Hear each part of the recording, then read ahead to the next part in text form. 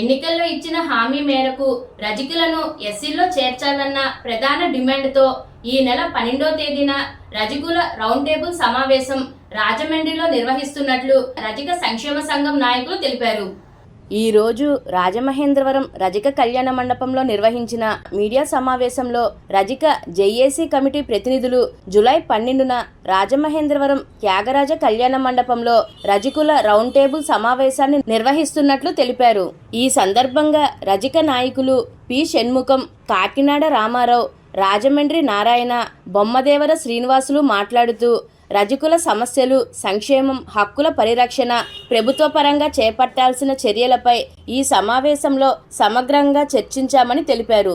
రాష్ట్ర వ్యాప్తంగా ఉన్న రజక సంఘాల ప్రతినిధులు, సామాజిక నాయకులు, ప్రజాప్రతినిధులు ఈ సమావేశానికి హాజరై తమ అభిప్రాయాలను వెల్లడిస్తారని తెలిపారు.